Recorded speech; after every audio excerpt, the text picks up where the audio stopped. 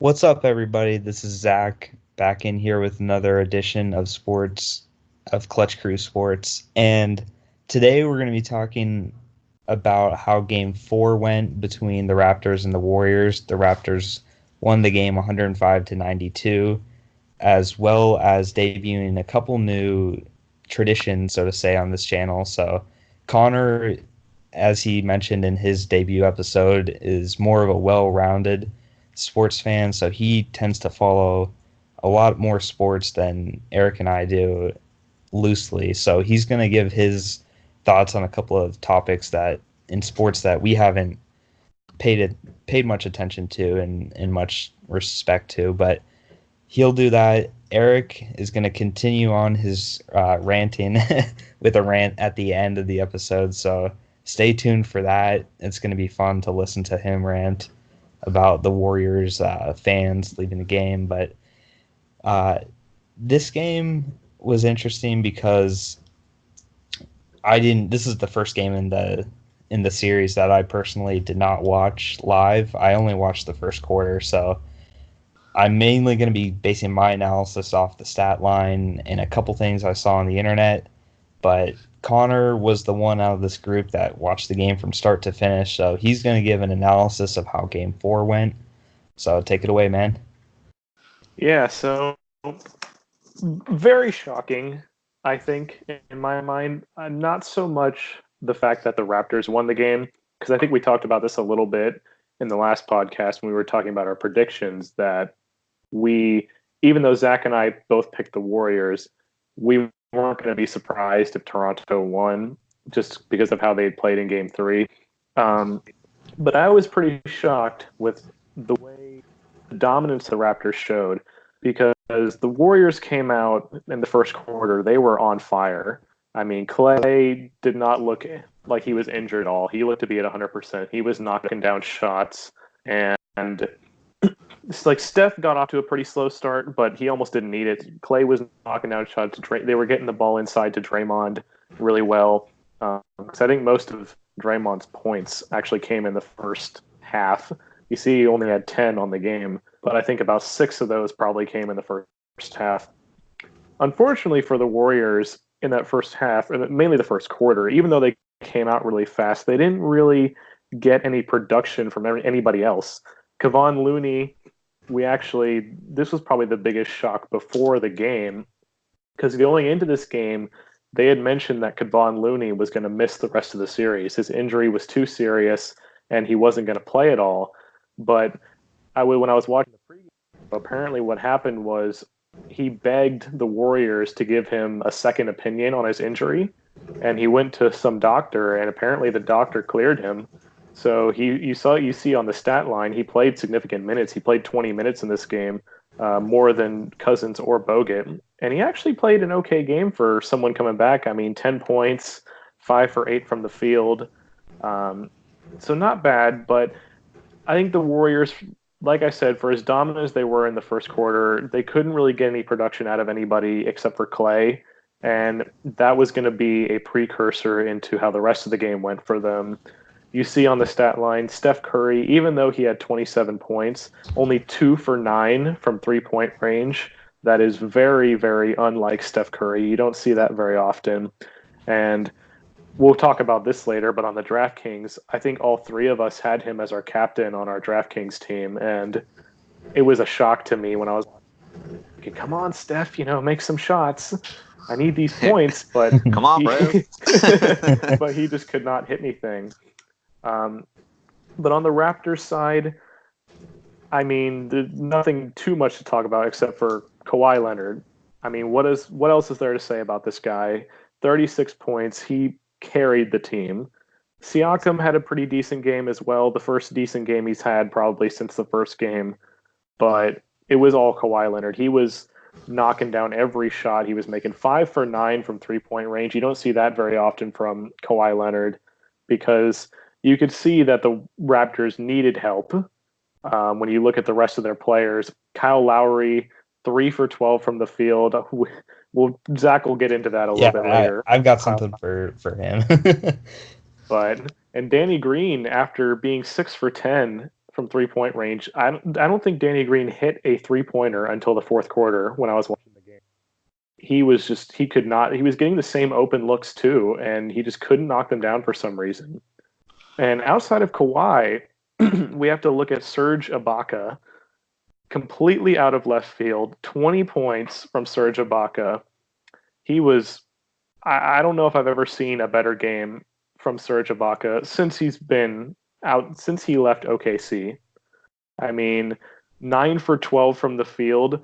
He was even hitting deep twos. Normally you think of Serge Ibaka, layups and mid-range jumpers, but he was hitting deep 2-pointers, and he even hit a 3-pointer. I was laughing so much when I saw that. I was like, wow, Serge Ibaka hitting a 3-pointer. And the Raptors really needed that because Kawhi carried the team, but he can't completely carry them. We saw that with Steph in the last game for the Warriors. One player can't completely carry a team. So when you get someone coming off the bench, putting it 22 minutes from Serge Ibaka, putting in points like that, they go well for you. And probably the biggest shock of the game, though, was the third quarter. You see on the screen, the Raptors outscored the Warriors 37-21 in the third quarter, which does not ever happen to the Golden State Warriors. We talked about how in game 2, they went on that 18-0 run to start the third quarter, and the Warriors, they are a third quarter team. And the Raptors just completely shut that whole thing down, and Kawhi Leonard and Serge Ibaka took over the game.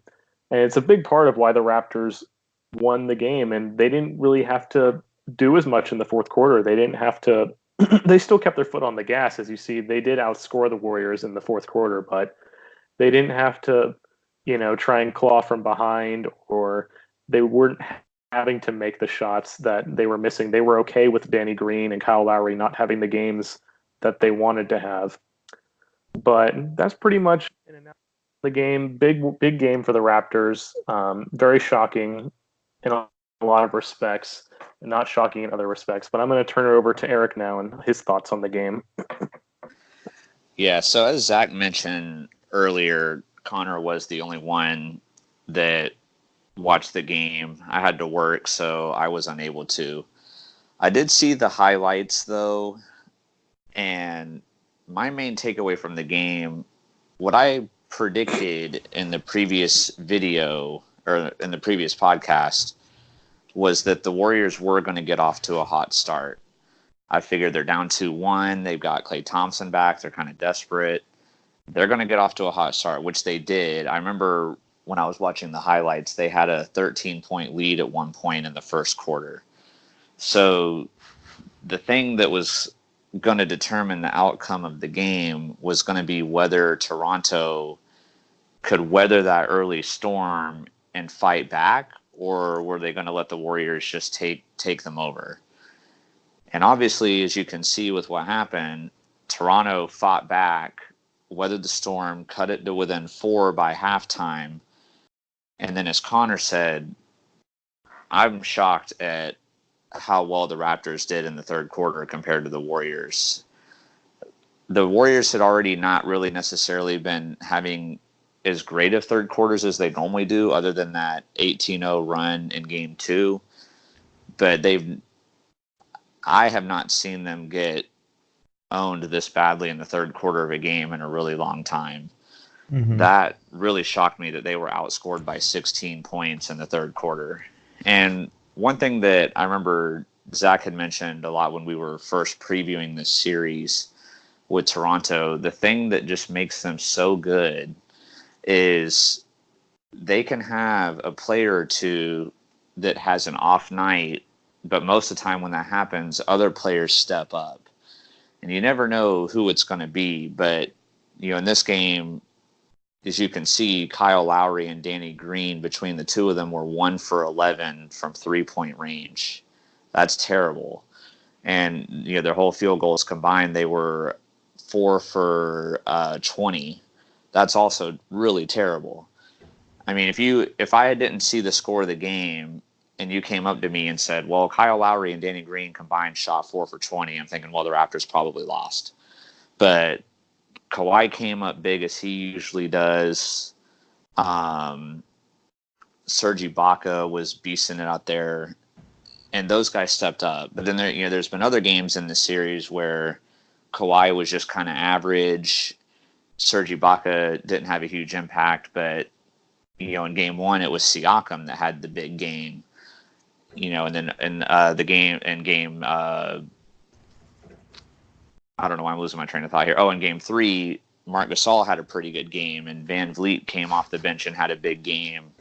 So Danny Green too. Danny Green was hot in game three. So even when one or two of the Raptors players struggles, usually the other ones are able to step up. That's just how good and how complete of a team the Raptors have. So it's really fascinating to watch a team like this play. So those were my two main takeaways, and I was happy that I went with my gut and predicted the Raptors to win, because I know Connor and Zach, while they did get it wrong, it was not a shocked. I mean, it wasn't necessarily a crazy thing to pick the Warriors to win. I mean, they were probably the favorites to win the game. Mm-hmm. So it wasn't like Zach and Connor made bad picks by it wasn't like picking the Warriors. Anything, Yeah, it's not like we were saying the Warriors were going to win by like double digits or anything. Mm-hmm. Yeah, I mean, it was perfectly natural to pick the Warriors to win the game, and I almost did too. It was just some weird feeling that came over me when we were recording that video that made me kind of change my mind and go with the Raptors. Yeah, little do you guys know, Eric has a crystal ball that he's been looking into as to why he's been picking the Raptors the whole time. 4 for 4. Don't give it away. Well, I got it wrong in game two, but I mean, it's crazy because if it weren't for a bad third quarter in game two, the series is probably over. I mean, it's just crazy how this has gone. I would not have expected this, and I did have the Warriors in 6 when the series first started, so it's not like I'm this crazy genius that predicted this from the beginning, but Toronto has made me a believer. So I was thoroughly impressed when I saw how dominant they were in the second half, and that they won again by double digits, even with Klay Thompson coming back.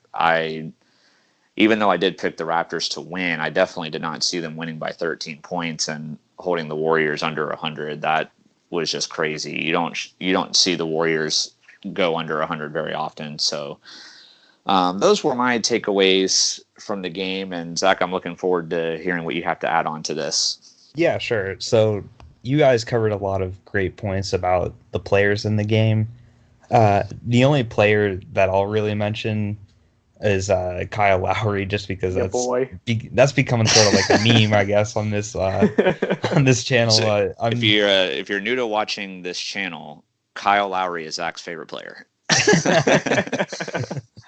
But Kyle Lowry, I didn't watch this game, so I can't comment on his fouls, but he did have 4 fouls, and if they're anything like the fouls that he's had in prior games, they were probably senseless and not. He does do a great job of drawing charges, but he has so many times where he fouls, and it can become a problem because you start fouling unnecessarily. Let's say after a Golden State rebound, you try and get aggressive and cause a foul. Well, now Golden State could be in the bonus, and then Golden State has pretty good free throw shooters on their team. That's probably 2 points in the span of a couple seconds. And then when you have plays like something onto your thing about that with who they were fouling, it wasn't always Kyle Lowry, but I think Danny Green was doing this too. But they were fouling Steph Curry, and they were making unnecessary fouls on Steph Curry, which is the guy you don't foul. I see. Confirm what you were thinking about with the personal fouls. Mm-hmm. Curry had 8 free throws. He went 7 of 8. I'm surprised he didn't go 8 for 8, but 7 of 8 is still a good percentage. But you're just gonna, every time Steph Curry shoots a free throw, you gotta assume it's gonna go in. So if you foul him, you gotta assume you just gave the other team 2 points. And in a game, I guess this game, it was close at halftime, and then the third quarter, Toronto went on a run in that third quarter. But if you have like a 10, 12 point lead, the last thing you want to be doing is giving a team 2 points like that on free throws that only takes a couple seconds. Even if Golden State's got to work the ball around and use up the shot clock, at least they're using up the shot clock. But when you just foul right away like that, it allows teams the chance to come back, and I feel like that part of Kyle Lowry's game is a pretty big negative for Toronto. But he played 37 minutes, and then shooting wise, he's so inconsistent with his shooting. He had a great game 3, and I gave him credit for that. But in this game, he went 0 for 4 from the 3-point line, 3 for 12. He had 7 assists, but 2 turnovers, so he ended up only having 10 points. And if he was the only one playing on Toronto, or if the score was only counted when he was on the court, they would have only won by 5 points. So it would have been a lot closer. Like his compared to Kawhi's plus minus was 13, which was the score of the game. So that he played 41 out of the 42 possible minutes. That makes sense, but Kyle Lowry only having a plus 5 on his plus minus is disappointing, to say the least. Danny Green had plus 13. I don't know how that, but yeah, he only played 30 minutes. That's a little bit, it can be a little bit different when you play less minutes, but for him playing 37 minutes and only having a plus 5 is pretty bad. But another thing that I wanted to talk about that we haven't really dove into much about in this series, and I think now we can really comment on it because 4 games have been played, but I want to give a lot of credit to the Raptors head coach, Nick Nurse, because the way that he's been able to coach this team defense and hold, in this game, Golden State to under 100, and Golden State really in all 4 of the games hasn't had a huge offensive outpour like they've been used to having in the finals against the Cavs. And I'm giving Nick Nurse a lot of credit for that because of the way that their team guards Draymond Green. If you've noticed, Draymond Green, while in this game he only attempted 1 3-point shot and he missed it, he's shooting a terrible 3-point percentage. I believe like only 18% in the finals or something around that. So the Raptors are daring Draymond Green to shoot 3, and they're okay if Draymond Green shoots 3s and that's why Golden State wins. I think they can live with it. They don't want Steph Curry to be shooting open 3s.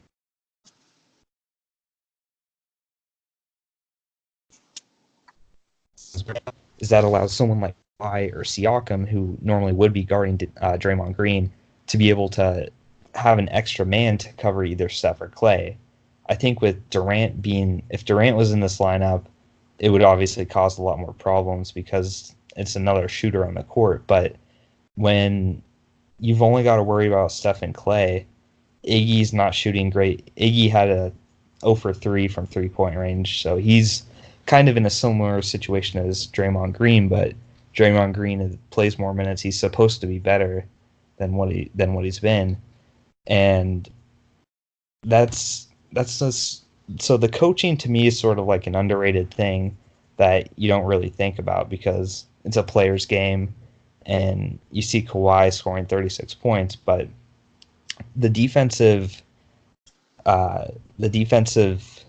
coaching by Nick Nurse, I think, has been huge in this series, and I wanted to give him credit for that because, and another thing about the Draymond Green situation is he had 5 turnovers, and I believe that led the game for turnover. Yeah, nobody on the Raptors had more than 2, and DeMarcus Cousins had 4, which he also hasn't been playing well in this series other than that Game 2 win. But Draymond Green had 5 turnovers, and I don't know the numbers on the other games, but I do know he's had a lot of them, and it's because of the defense. He's been frustrated. I believe in this game, Connor said that he picked up a technical foul, which... Yeah, he was yelling at the refs. Mm-hmm. And I'm surprised he only just now got a technical foul with what I've seen in the series from him. With all the outbursts he's had, I don't know how he hasn't gotten more than that. Yeah, usually usually he just gets them for being Draymond. You know, like he's got that reputation where if the refs see it, hear anything from him, or if he does something like a normal player might get away with it not being a tech, but since it's him, they call techs on him, and for whatever reason, he still picks them up. I think he said in an interview once that he he actually sometimes will draw techs to like try and fire up his team. He'll like intentionally get a technical to like try and fire up the crowd or something like just to like give them some more energy or what. It's kind of a weird thing to think about, but sure, intentionally get a technical. Let's give the other team free points. Great strategy. So I don't know how that's been working for him throughout the season, but it's definitely because if you think about it, other than him, I guess Thompson's been trash talking a little bit, but and Boogie probably, but Boogie really hasn't played most of the season anyways. He's only played in a handful of games, and Curry's not really known as a trash talker. So this team doesn't have like those kind of personnel. I guess Kevin Durant, but he's not been a part of the series. But so I mainly just wanted to focus on the coaching job by Nick Nurse and giving him credit for this. But after that, so I'm going to give my predictions now for Game 5, and I'm going to predict the Raptors will win Game 5 just because obviously they have all the momentum from winning 2 in a row at Oracle, and like Eric has said before, Toronto's just looked like the better team in all these games. It's not like they've squeaked by with these victories and it's like, oh, it could have gone either way. They've really taken control and been commanding in this series. So playing on their home court, this is their first opportunity. This is their first finals, but this is their first chance to win a finals. The average tickets for this game is costing $6,000, which is an NBA record, which is crazy. But it's gonna be a madhouse in there. They've got a kind of rowdy arena in there, so I'm predicting Toronto wins, and honestly, I think they'll win big, especially if Durant doesn't play. I think if the slim chance that Durant comes back, which if I were Durant, I don't think I'd come back because if there is a chance of them winning the series, they're going to need him for the other games. So you might as well just rest up and be fully ready for those. But I don't expect Durant back. I think if Durant plays, it'll be closer, but I'm still predicting a Toronto win with or without Durant. I just think it'd be more interesting with Durant playing. Otherwise, I think it's going to be, unfortunately, a blowout sort of game.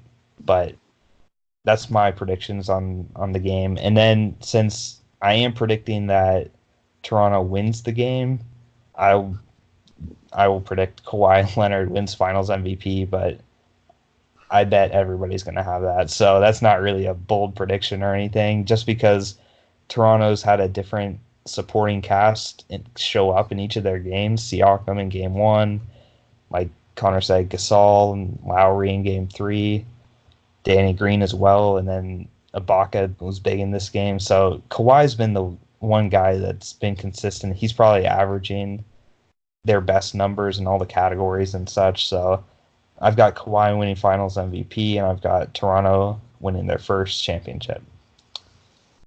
Yeah. So we go on. I'm with you. I'm with Zach on this, is that Toronto should win Game 5. I would be pretty shocked if they didn't. This is probably the first time making a prediction, since I've only made 2 so far on this podcast, but this is probably my first prediction where I would be shocked if the other team won the game. I'm fully expecting Toronto to win. I'm with Zach. I think they're going to win by double digits. They just have too much momentum, and they're going back to the arena. Kawhi Leonard's on fire, and I just don't see them losing. And with Durant, brings up an interesting thing about Durant is the fact that I think it's probably his best move to sit out, because if he sits out, I think he wants that because it can give him more leverage when it comes time to talk about his contract or talk about which team he's going to go to next year. So for him, on the outside looking in, if the Raptors win game 5 and Durant isn't there, then he can say when he comes time to the contract, oh, well, the Warriors needed me, and it can give him more reason for the Warriors to give him more money. Like, y'all couldn't win the finals without me. That's how important I am. Give me more money. I don't think the money's going to be an issue, Connor, because no matter what team, if he stays, if he goes, he's getting the maximum contract that the NBA can give out to players.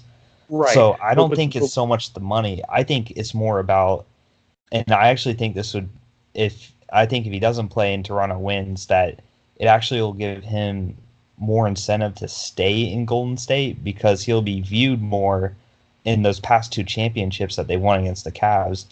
Even though he won Finals MVP in both of those, it's going to give him more credibility and more of the credit because of how they played now in this series without him.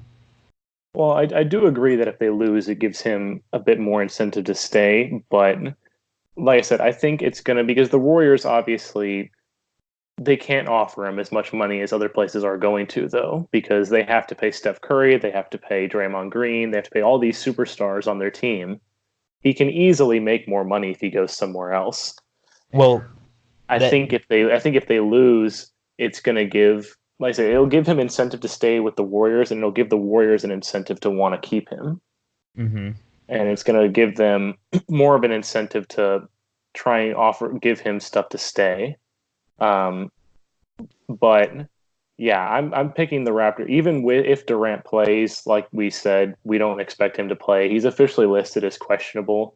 But even if he does play, I do still think the Raptors are going to win, just like what Zach said. I'm completely agreeing with him on the predictions here. Raptors by double digits without Durant. With Durant, I do think the Raptors still win, probably by around 6 or 7 points still. I just don't see there's any stopping them. They've just been on this roll, and I don't see Kawhi Leonard stopping. Obviously, like you said, Kawhi Leonard should win the Finals MVP if they win tomorrow night. I mean, if we were talking about the Warriors winning this series, we'd have a bit of a different discussion on MVP, because with them, it's, well, would it be Steph? Would it be Clay? We don't know. But with Toronto, it's pretty clear cut that Kawhi Leonard should be the Finals MVP. I mean, he's carried them through a couple of these games. Games 1 and 3, they had help from the supporting cast, but really just games 2 and 4, Kawhi Leonard was the team. So yeah, that's my thoughts on it, and I'll let Eric give his prediction on the game. Yeah, so in terms of the Kevin Durant contract and stuff, I think that'll be a great topic for the NBA offseason videos, because there's going to be, in addition to him, there's a lot of other big name players that might be making moves. So for the listeners out there, definitely be staying tuned, because there will be more podcasts to come regarding NBA free agency and NBA draft and things like that. But that'll be for another time. But for the predictions, I don't have much else to add on. I mean, I'm going exactly the same. I've predicted Toronto in every game, and I'm sticking. But I will say this is the first time out of all the times I've picked Toronto where I've truly felt for sure that they will win. The other times I've predicted them, but it's been more of this gut feeling. Well, I'm torn, but my gut says the Raptors, so I'm going to pick the Raptors. This time my gut, brain, heart, everything says Raptors. So I just don't see the Warriors winning this. That arena is going to be crazy. The fans are going to be going nuts. The players really want to win this for the whole country of Canada. I don't know, man. I think the Raptors are going to get off to a hot start. The Warriors might try to fight back and keep it close for a while, but then I see the Raptors running away with it eventually. And I don't think Kevin Durant plays. I think this whole thing about him possibly returning has been a lie. I think they've known the whole time he wasn't going to be able to play, and I think this is just a last second desperation to maybe try to throw the Raptors off with their game planning, but it's not going to work. So, because I mean, if you think about it, I don't want to talk too much about this because we've got other topics to discuss, but I mean, they've been, quote unquote, hopeful that he would be able to return since about the game 3 mark of the Portland series. And I don't remember. I mean, that was a good while ago. And so for him to be hopeful to return to that point, but not able to, and then now here we are, a couple weeks later, and we're still hopeful that he's going to be able to return. Well, he just had his first practice out of all this time. I think today is the first time that he's even practiced. So yeah, I don't. And apparently I did see that, and the report that I saw though still looked like he was not in game shape and didn't really look ready to play in a game. I think the Warriors have been lying about this. Maybe I'm just a crazy conspiracy theorist with that one. No, I agree with you, it's just felt that whole thing has just felt off to me from the get-go. But yeah, but anyway, to wrap that part up, I'm going Raptors, and I agree Kawhi should be the MVP for sure. That's a good headline. Yeah, I guess that's Kevin Durant practiced, but maybe not that much, and nobody knows what the hell is going on. Exactly. That sums it up perfectly. That's pretty much my summary of Kevin Durant's availability. So I guess I have nothing else to add. So I'll let Zach transition us into the next topic. Yeah. So we've had now our 4th DraftKings game matchups, and this is the first time that I got first place. So I've won every. We've all gotten one first place. Yes, that's pretty cool. It shows how good we are, guys. Don't even bother looking at me right now. This was the this is the same format, I should say, as all of our other matchups. So it's a 10-person and top 5 win. And I could be wrong, but I feel like in this game, a lot of times the scoring has been higher. As this game, I only scored 228.25 points, which in general, the range from first to last is smaller than the range has been in the past. So, and second, obviously there was a tie for second with Eric, who got second with somebody else. And I mean, the difference between 5th and 1st was only 12 points. So it was a lot closer of a contest from top to bottom standing. But just to recap how my lineup went, Kawhi Leonard I had as my captain. Connor mentioned at the beginning he thought that he thought all of us had Steph as captain, but probably the reason why I got first is because I didn't, because I had Kawhi, who had 102 fantasy points. That was huge for me.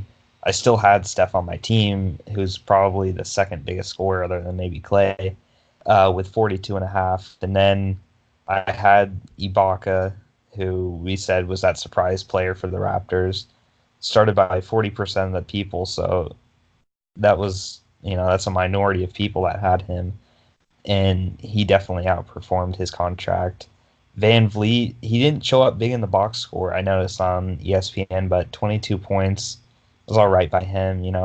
I guess I haven't lost in general, but Van Vliet's been kind of the guy that I've had in almost every lineup. So, and then Gasol had 24.5. Bogut, who was my cheapest guy, only had 7, but it wasn't really necessary because I picked the rest of the, having Kawhi as captain was probably the reason why I got first place. So I'll let Eric talk about his lineup and how he did now.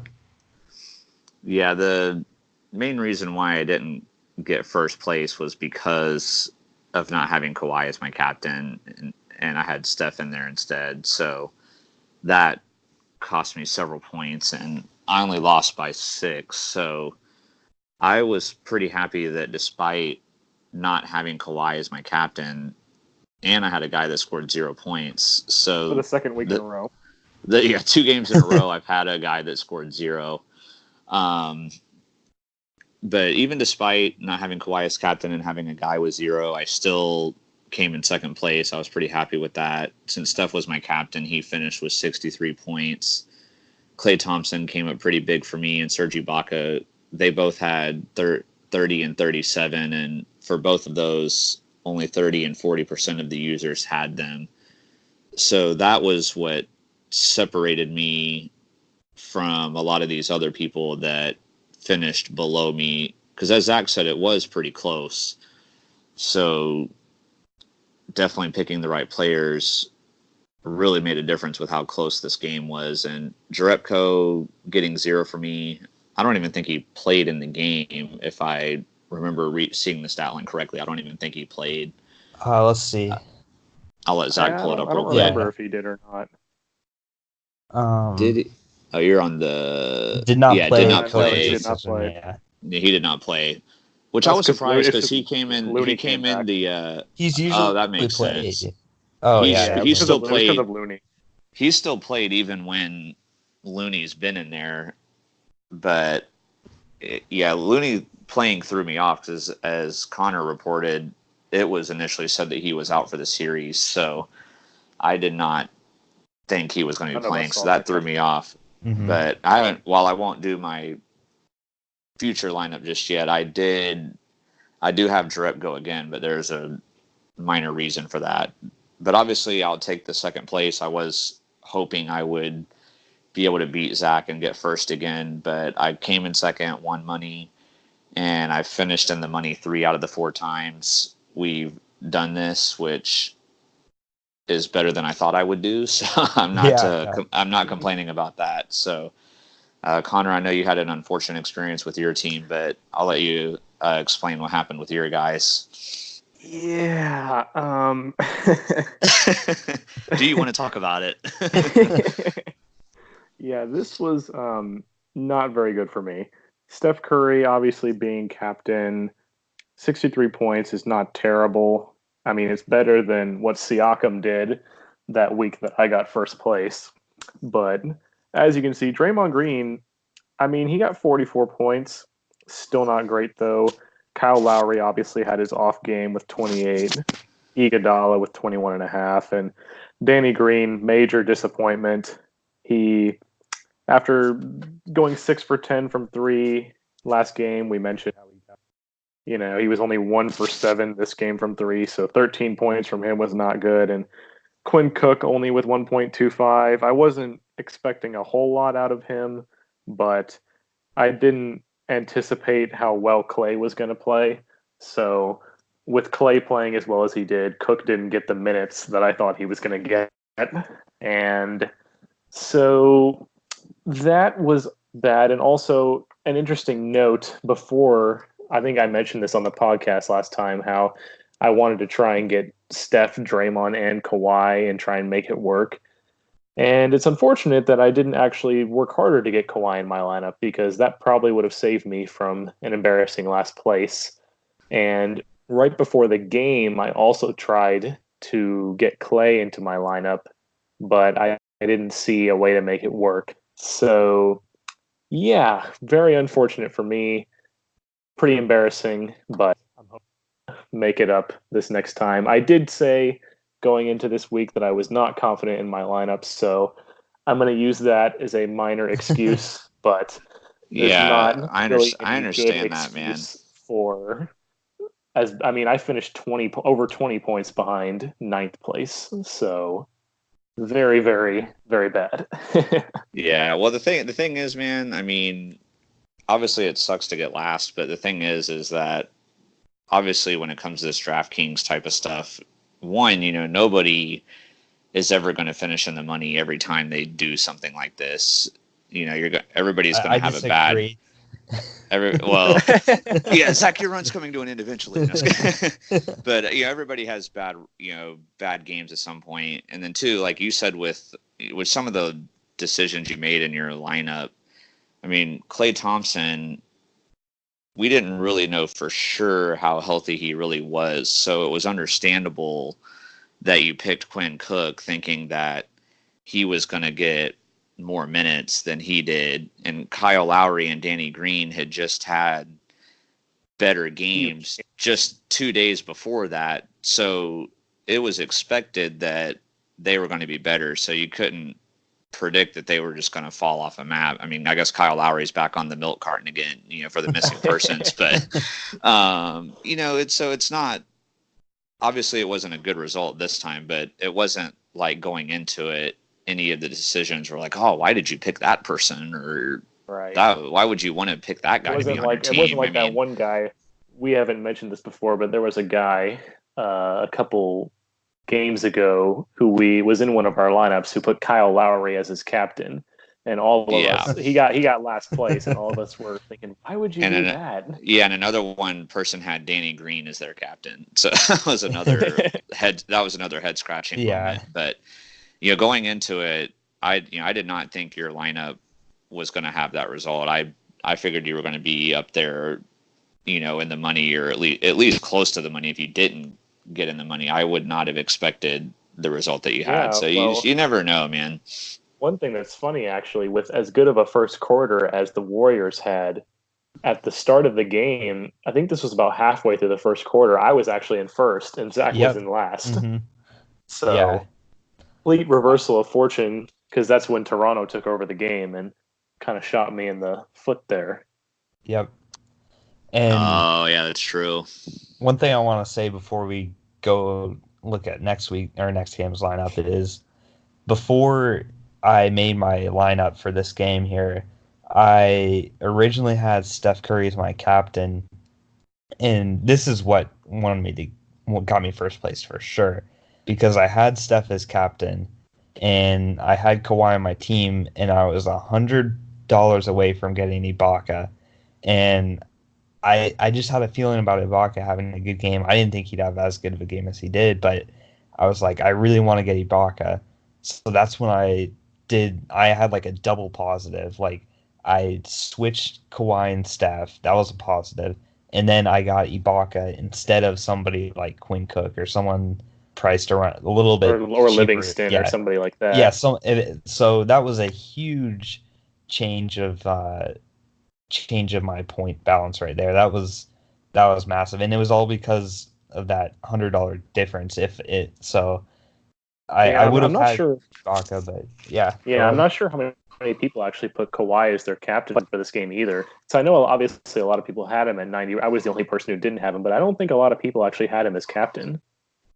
Yeah. Wait, did you just see one of them? Somebody had Kevin Looney as captain. Yeah, someone had Kevin Looney as their captain.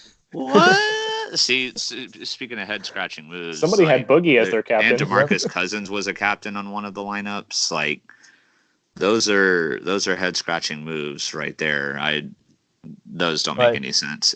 Somehow, I mean, he did get sixth place, and he was only the guy who started Looney. So he was kind of close, but yeah, that's. Had he actually made a better, even if he had put Steph as his captain, he probably would have been in the money. See, Connor, he had Steph, Draymond, and Kawhi, the three most expensive players.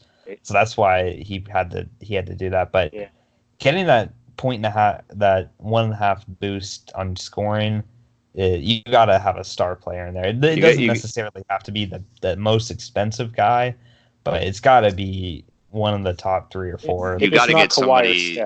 You've got to get somebody that's going to play over 40 minutes to really make that worth it. You can't have someone that's only going to play 20 minutes of the game as your captain. That's just not good. And if it's not Kawhi or Steph, it has to be like Draymond or Siakam or somebody like that. For sure. Looney had a good game for the minutes he played, but only 20 minutes.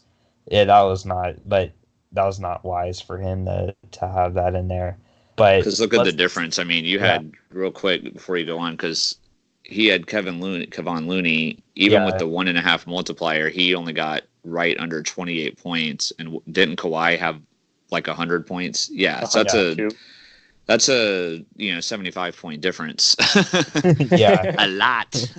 Yeah, it's worth paying the extra couple, the extra 1.5 times salary, so Oh yeah, for sure. but we'll go on and we'll continue the tradition of the order, saying our next lineups order. So I'll show you my lineup here. So this is the first game where I don't have either Kawhi or Steph as my captain. I've got Clay as my captain because I feel like he's been the most consistent guy on Golden State, and obviously now that the goal that I believe Toronto will be the betting favorite, and we've all picked Toronto to win.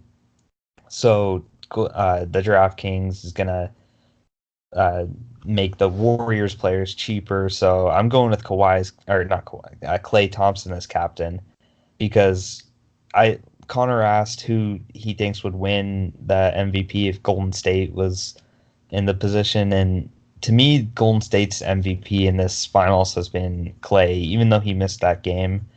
Steph, I know, had that big 40 something pointer in game three, but they lost in that game. And I don't really give a player as much credit if they lose the game and they had a big statistical night. So in game four, he shot 2 of 9 from 3 pointers. I believe Clay was like 6 of 10. Let me double check this. Yeah, he was 6 of 10. Steph was So pretty awful. that's a huge percentage. Yeah. And to branch off of that too, I would say Klay Thompson, with as good of a shooter as he was in game two, was the reason why they even won that game. Mm-hmm. Yeah, so to add on to your point there. Yeah. He's been the most consistent, and even though he was injured in that game three, they lost that game three. I think mostly because the lack of his absence. So Clay's my Warriors MVP, but so I've got him as my captain, and it allowed me to have a few higher rated players on my team than if I had Kawhi or Steph. But I've got Kawhi. Obviously, he's gonna have a great game playing at home and trying to get this closeout game. That he's gonna be taking up a lot of shots. He played 41 minutes last game. Whatever sort of injury or whatever he had, I don't know if it's affecting him because he's putting up great fantasy points. And I've got another Raptor here, Pascal Siakam. He's consistently been okay. Like he had that bad game too, but games 3 and 4 showed that he can probably get you 40 fantasy points. So I guess his fantasy points per game is 33.7 here, but I'm expecting him to get closer to 40, and he fit the rest of my lineups and everything. So Looney I've got because I think he was a bright spot for Golden State in that game just because of his stats. I mean, he only played 20 minutes but scored 10 points. I think they're going to be more reliant on him than Boogie just because I think they play a little bit better with Looney because he's not afraid to set screens, and he's willing to do a lot of the dirty work, and he ends up getting rewarded on screens and stuff. So I've got Looney, and he's a little bit more expensive than I would like, but I think he's going to have a pretty big game. And then to round out my team, I've got Serge Ibaka and Danny Green. And as far as Ibaka, he's been playing great, and they're going to surely reward him with minutes in this next game. He's been playing better than Gasol in a bunch of these games. So I've got Ibaka, and the price was pretty good for him, I feel like. And then Danny Green, an even cheaper player than Ibaka, and I know he's so hot or cold, but I have gotten it right on him. The 2 games where he had great games, I've had him in my lineup. So I feel like it's every other game with Danny Green. But it's a closeout game for him. I expect him to do well. So that's my lineup. I've got, once again, Clay as captain, Kawhi, Siakam, Looney, Ibaka, and Danny Green as my starters. So I'll pull up Eric's now.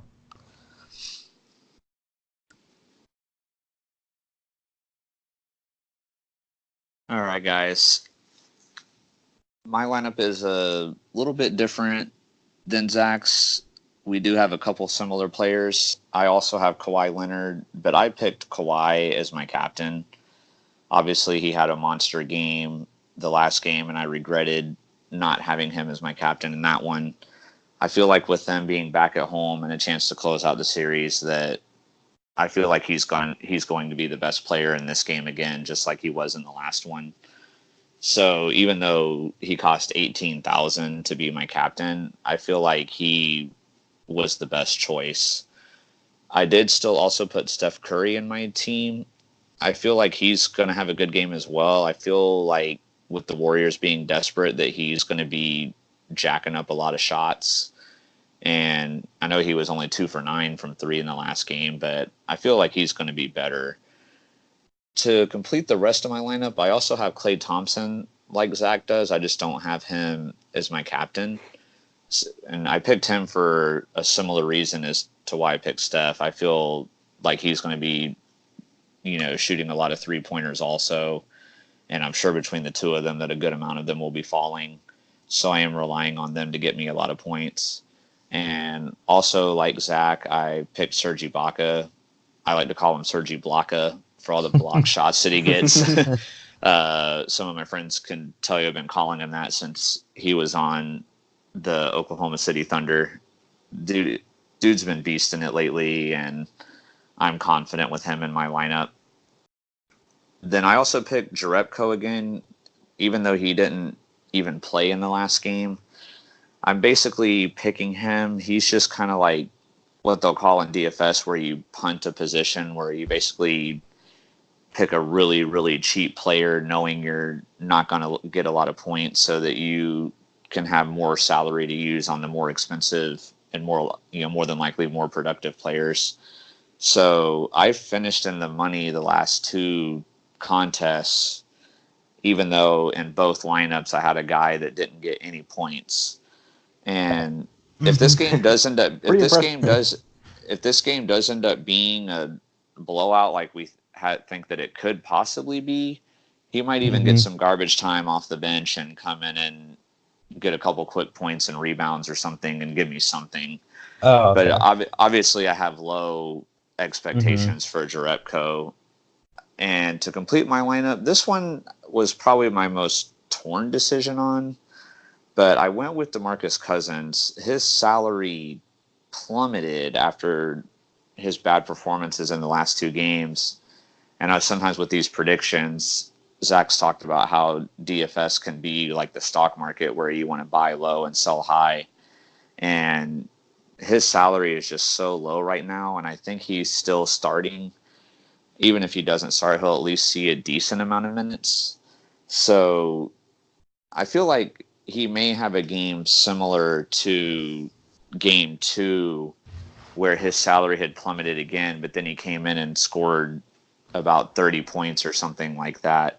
And I don't expect him to get 30 fantasy points necessarily, but I felt like with me already having Kawhi and Curry and Klay Thompson in there, my salary was really limited after picking those three expensive players. So I felt like out of the cheaper players that I had available to choose from, I felt like DeMarcus Cousins was the best out of the cheap options for me to go with. So that's why I ended up picking him. And before I transition over to Connor, I'm going to give a shout out to my friend Robert Peoples, who is going to be joining us in our DraftKings tournament this time. Awesome. So in the next podcast where we do the follow-up, we'll compare his lineup as well. We can let you guys know how he did as well. I know he has 3 similar players as me, so his lineup's a little similar to mine, but also different at the same time. So we'll let you guys know how Robert does in the next video. And so with that, I will let Connor take it away.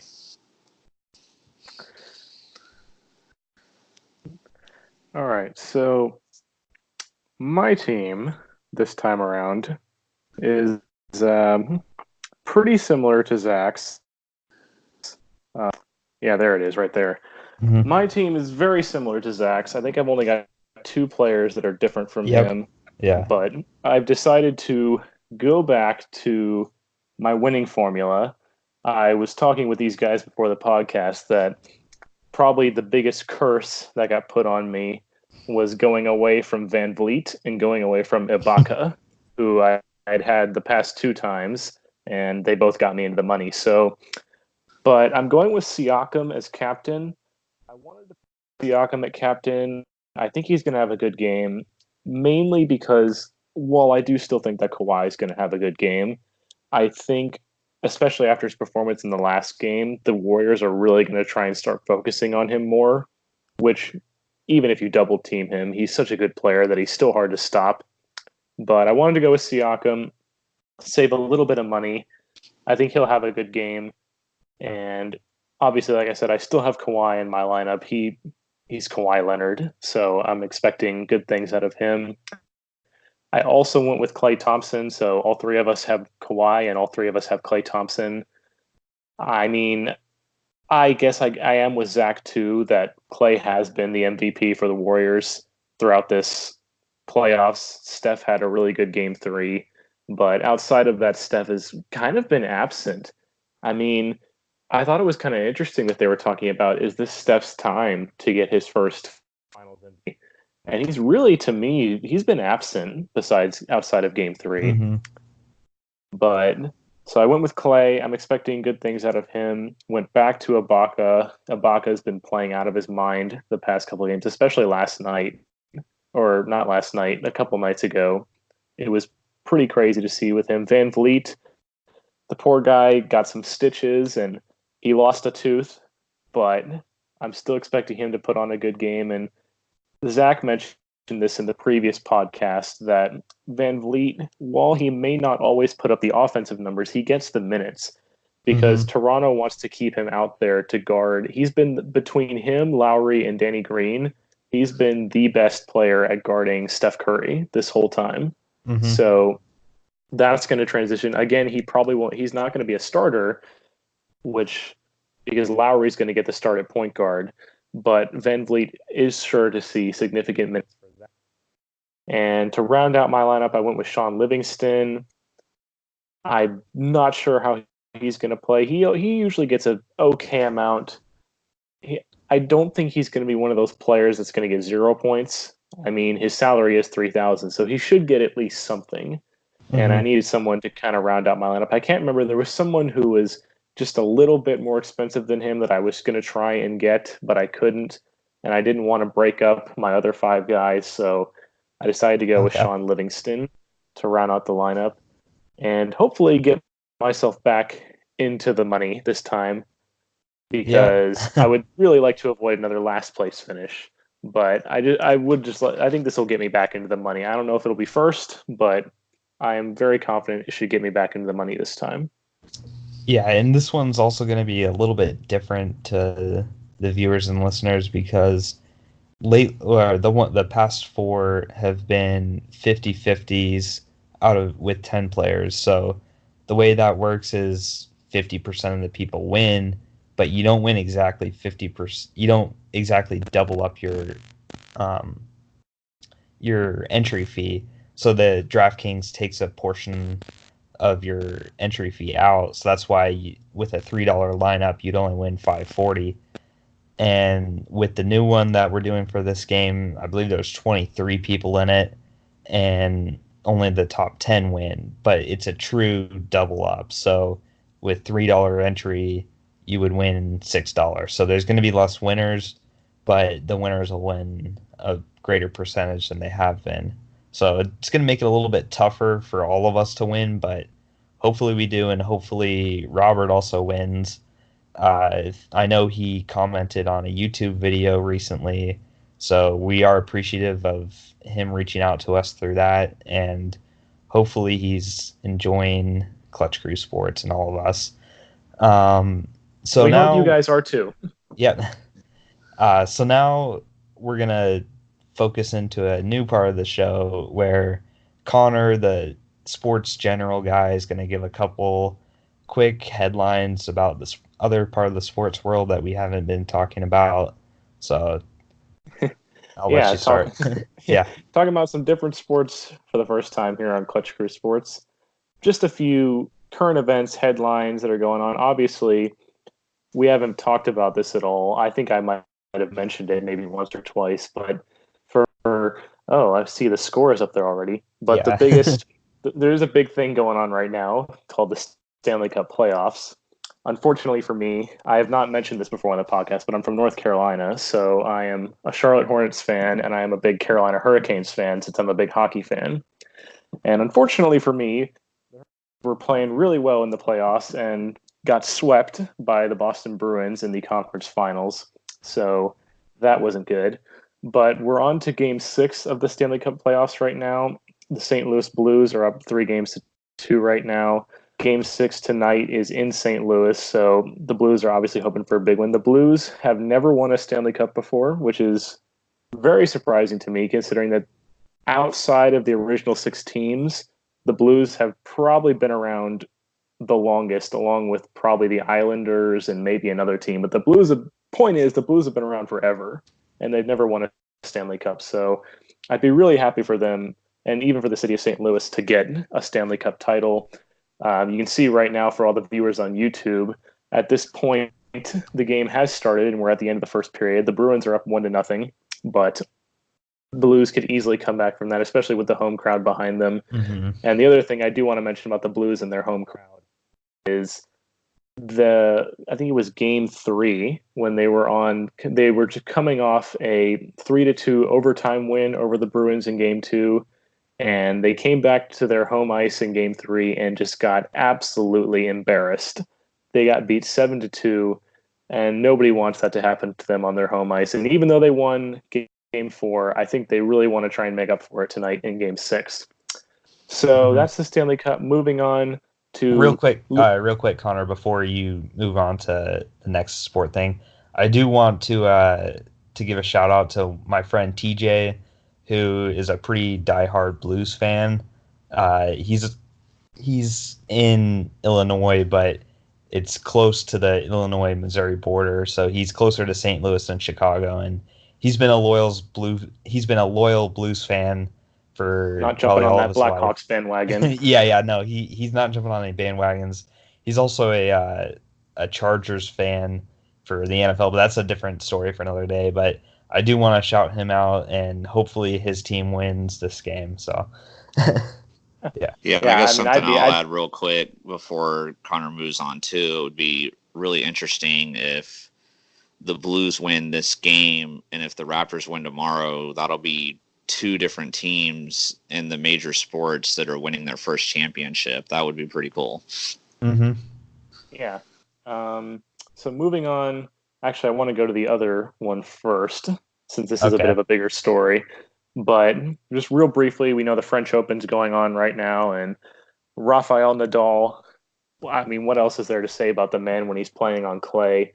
His 12th French Open title. I can't remember how long ago it was that he surpassed Borg for the most French Open title wins, but he's long past that now. And it's pretty incredible to see a guy who's about to be entering into his mid-30s, and he's still dominating on the clay like he has been right now. Unfortunately, none of the American women were able to make it to the finals on the women's side. Serena Williams got knocked out pretty early, but really happy for Rafael Nadal to see that he can still do it on the clay and get it done. Yep. So just want to talk about that briefly. Now moving on to, if we have any auto racing fans out there, I do follow NASCAR and Formula One to some extent, but big story in Formula One this week. The Canadian Grand Prix happened today, and another win, another weekend, another win for Mercedes. Lewis Hamilton, the man who's been out front in Formula One for the past couple of years, is winning again. But it wasn't without controversy. So going into this season, so the big 2 teams in Formula One, for those of you who don't know, are Mercedes and Ferrari. Ferrari, they've been around forever. I think they've got the most Formula One championships of anybody. Mercedes has just recently started having dominance in the sport, and they're the big two right now. Mercedes has won the past uh, since 2013. Mercedes has won every single Formula One title. Ferrari hasn't won a title since I think it was 2007 with Kimi Räikkönen. But anyway, so going into this season, Ferrari, before the season, they have testing that they do on the engines, and Ferrari was the fastest in all the testing. Ferrari finally thought that this was their year that they were going to finally catch up to Mercedes and they were going to be able to compete really and truly for the championship. And interesting thing to note about this season is Ferrari has not won a race yet. Despite all the talk at the start of the season and all the hype, Ferrari has yet to win a race. And so finally this weekend, Sebastian Vettel, who is the number one driver for Ferrari, actually crossed the finish line first at the Canadian Grand Prix. But unfortunately for him, he was penalized for it was a bit questionable. I think the clip is actually below on this clip on this page, where you can see right here where Sebastian Vettel going into that turn actually went off the track and he came back up onto the track in front of Hamilton and it caused Hamilton to have to slow down. You can see right here he's going into the grass and the stewards, who are basically the officials in Formula One, deemed that it was worthy of a 5-second penalty, which for a lot of people you would think that could be a fairly extreme penalty. So, like, I don't follow Formula One close enough to really have an opinion on this, but I just think it's very interesting. It's just mounting frustration for Ferrari. I mean, you can see the headline, Vettel saying the stewards stole the race from Ferrari. They haven't won a race yet, and this was their time to finally win a race. And to have it taken away like that, I can't even imagine what it feels like for the team and even for Vettel, who, Vettel, he's no rookie driver. I don't know what I'm supposed to try to say here, but Vettel's a 4-time Formula One champion, so he's certainly a top tier driver. And to be having the season that he's having, I can't imagine how he feels, and especially now that he's had this win taken away from him.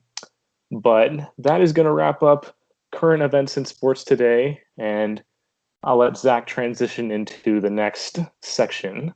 Yeah, so that was some good analysis by Connor there because I really don't know anything about Formula One racing. I never really have followed NASCAR or Formula One, so I learned something new there, and I can't really relate to having a stolen race, sort of this, headline here, but if I was like to be gambling on this and I had put money on Vettel, I would be very angry. So especially just like the Kentucky Derby, all those people that bet on the favorite, I forget the horse's name, but the one of the underdog horses, they reviewed it and there was some sort of penalty from the horse, and it caused the judges actually determined that the horse that didn't cross the finish line first was going to win, and that horse was a huge underdog, and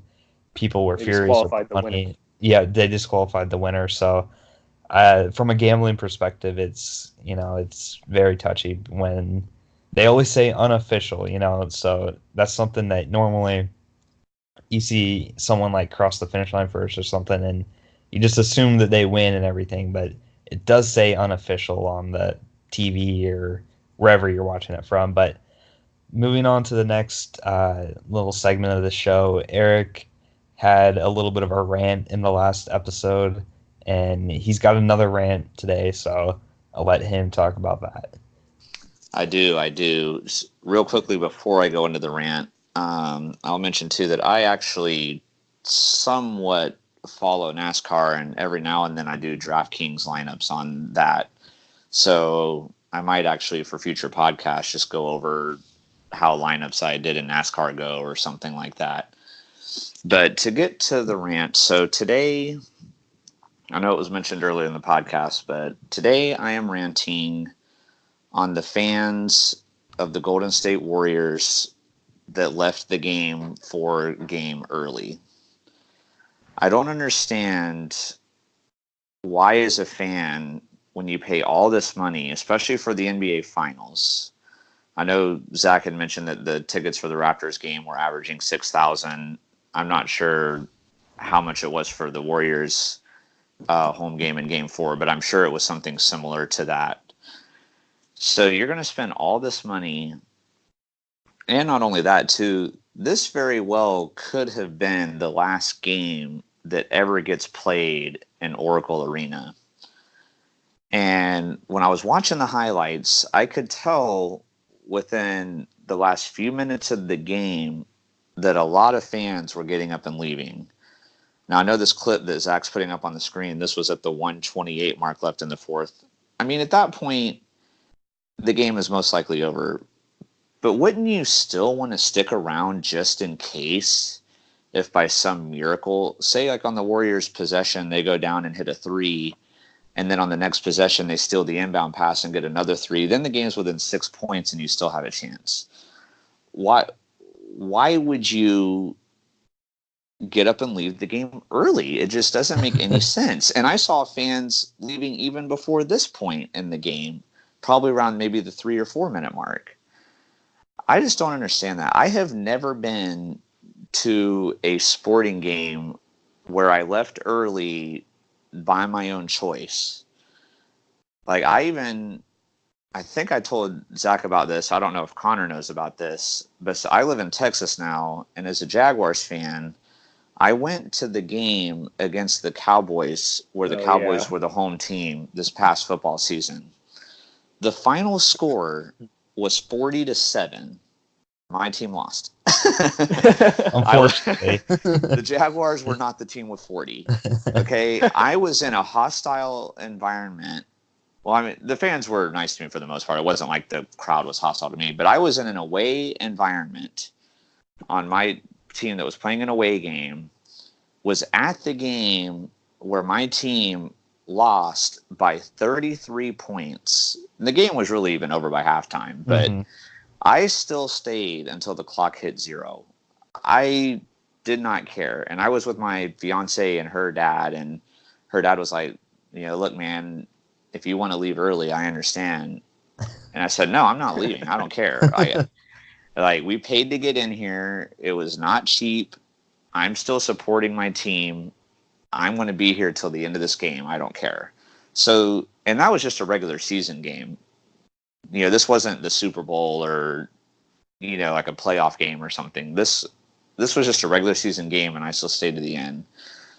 And just the fact that these fans left with 3 to 4 minutes left in the game, when the Warriors still even had a remote chance to win the game. It wasn't even like they were like with my Jaguars game against the Cowboys.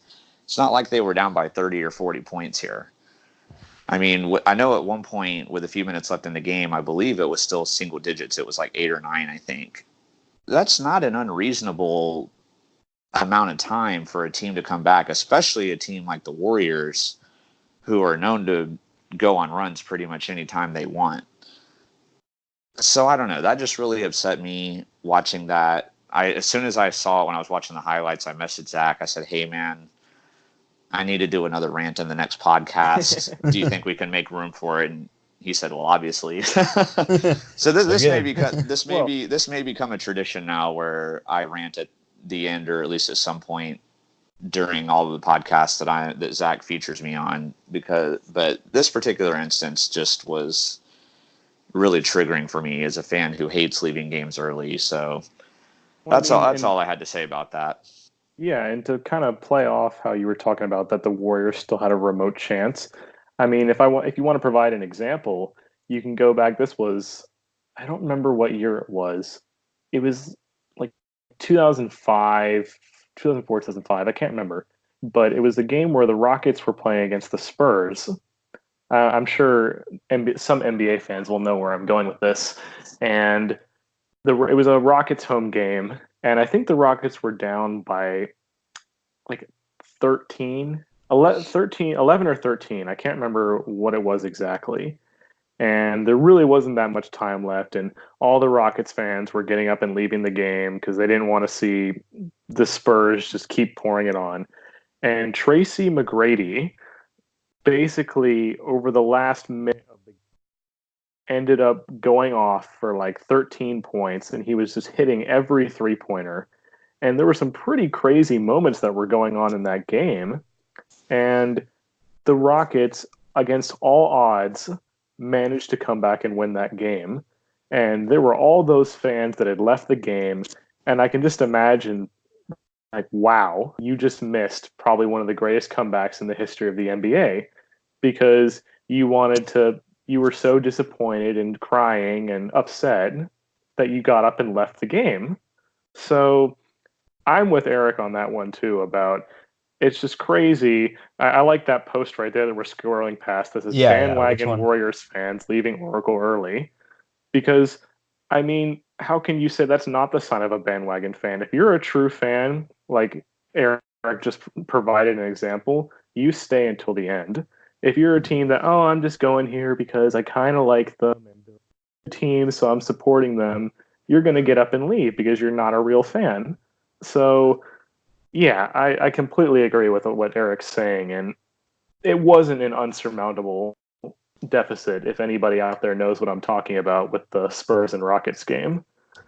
Yeah, and speaking of sorry, go ahead, Zach. Oh yeah, I was gonna bring kind of like a personal story that you mentioned, Eric. Yeah, so I wasn't present at the game, but my dad was at the game between the Jaguars and Chargers from 2 seasons ago, and Eric probably remembers this game. And the Chargers were winning the game probably by 2 possessions left, or I can't remember the exact details, but they had a pretty like a 2 possession lead, and I want to say the 2 minute warning had passed, and the Chargers had the ball. And my dad, who was at the game in Jacksonville, it was a home game for the Jags, and he actually left the game early. Like I guess a lot of fans were leaving because they thought that the Jags were going to lose, but he left the game early, and then as he was getting out of the stadium, I think they scored, or the Jags scored, and he was leaving, and then they forced it into overtime a few minutes later, and he tried getting back into the game, but obviously the security wouldn't let the people back in the game. Exit, so no re-entry. Yeah, no re-entry. Yeah, so they put that sign there for a reason. So he had to listen to the game with his buddies on like a radio or something just outside the stadium. And if I was with him at that game, I can guarantee you that we would not have left. I would have made him stay till the very end. Or at least until you can leave, like, Dad. Just don't take the car. Yeah. Yeah, go sit in the car. I'll be there in a little bit. Yeah, like at least until the point where like, the team's just kneeling the ball down, then that's obviously okay. But right. But when there's still a chance, there's you gotta respect the fact that there's a chance, even if ESPN.com puts it at like a 99.9% win probability. Like you wanna stay through the end. And I was disappointed in my dad, and I was kind of making fun of him for that. Like, wow, why aren't you in the stadium? And he's like, oh, I left because I thought he thought that they were, and it wasn't looking good. It's not like it was a close. It was the Jags had a chance to win it or whatever when he left, but that's just my personal story, kind of recently, like 2 years ago, that I have about leaving. It's a good thing. It's a good thing you didn't tell me that before I was in Jax recently. I would have been like, "Really, Uncle Steve?" Next time I see him. But yeah, and the only other thing I was going to add, I remember there was a Heat game when LeBron was with them. I want to say it was in the finals or in the playoffs at some point, and just a similar thing. The Heat were losing really big, and all these people that were bandwagon Heat fans just up and left, and the Heat ended up winning the game. And I remember they were showing footage of people outside the arena trying to get back in, and they're like, "Let us in!" And they're all like waving their arms and like threatening the security guards, but they wouldn't let them in. It's like, well, you shouldn't have left. Bad decision on your part. Yeah. So that concludes my rant, and I had to get that off my chest. That was just really frustrating to watch. And I'm glad from what Zach scrolled through on that website there that there were other people that agreed, that agreed with me. So I'm not the minority here. All right, guys. So I hope everybody enjoyed this episode. Obviously, Eric and I weren't as prepared as we have been in the other games for this, but obviously different circumstances for us. We couldn't be watching the game live. Thankfully Connor was here. Yeah, yes. It's Connor saved the day. Yeah. So thank you to everybody that listened to this. The same policy sort of deal as like we have. If you have any questions, comments, concerns, drop a comment and wherever you listen to, and just some quick channel updates and news. We now have a Twitter page that's run by Eric. I believe Eric is, if you just type in Clutch Crew Sports on Twitter. Yeah, you can find it. The at name is Clutch Crew Sport. It just doesn't have the S on the end. It was too many characters. But yeah, the at is Clutch Crew Sport. So if you search that, you'll find it.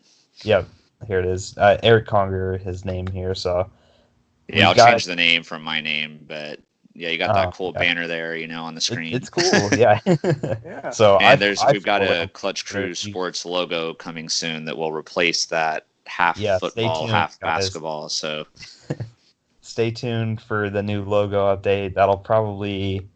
We'll probably update that before the next episode comes out. So that'll be fun. And then I have also set up an Instagram page to get news and updates, alerts, etc.